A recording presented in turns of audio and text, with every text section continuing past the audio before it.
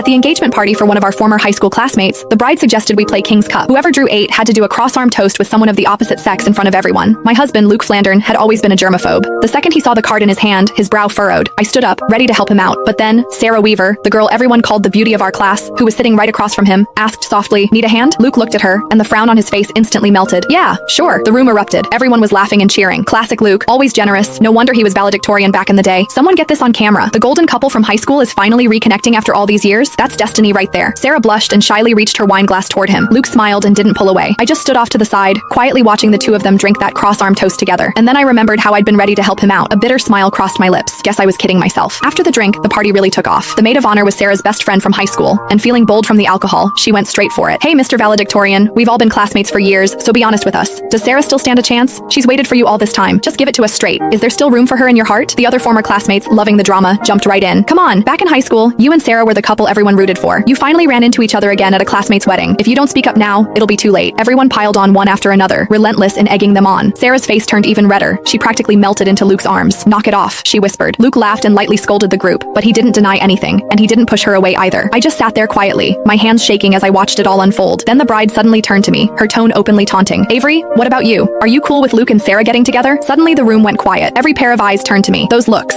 curious, mocking, hungry for a show, yanked me straight back 10 years, to the day Sarah confessed to Luke. I remembered it like it was yesterday. It was a sunny afternoon during gym class. In front of everyone, Sarah laid her heart out to Luke. At the time, Luke was already my boyfriend. Too embarrassed to turn her down directly, he shot me a helpless look. Acting on instinct, I stepped in front of him. "Sarah, Luke doesn't like you. Please stop putting him on the spot." Sarah froze. Her eyes went red, and tears immediately started streaming down her face. Luke's expression shifted too. Without a second thought, he shoved me aside and ran after her. The people around us immediately started whispering, "Avery's out of line, don't you think? What does who Luke likes have to do with her? She's such a busybody. For real, who does she think she is? Just because she sits next to Luke, she acts like she owns him. So gross." I stood there helplessly, trying to explain that I wasn't just his desk mate. I was Luke's girlfriend. But just then, Luke came back to grab some tissues. He heard what I said and stopped in his tracks. "She's joking." He said it to the classmates around us, defining our childhood sweetheart relationship of a year and 8 months with a single sentence. For that entire gym class, I endured the strange looks from everyone around me until I wished the floor would open up and swallow me. That night, I hid in my room and cried by myself when Luke knocked on my door. He apologized, saying he hadn't meant it that day. He just didn't want everyone gossiping about us, so he hadn't admitted we were together. He also said I shouldn't have been so harsh with Sarah. She had cried for a long time afterward, and he couldn't stand seeing her like that. In the end, he gave me a braided bracelet and made me a promise that once we graduated, he would officially tell everyone we were a couple. 10 years later, that braided bracelet was still wrapped around my wrist. I snapped back to the present. The bride was still defending her best friend. "Sarah, don't try to stop me. Back in high school, Avery was always causing problems. If she hadn't gotten in the way, you and Luke would have been together ages ago. You never would have had to wait this long. Avery ruined your happiness. Today, I'm getting to the bottom of this. Avery, answer me. Do you support Luke and Sarah being together or not?" The bride glared at me aggressively as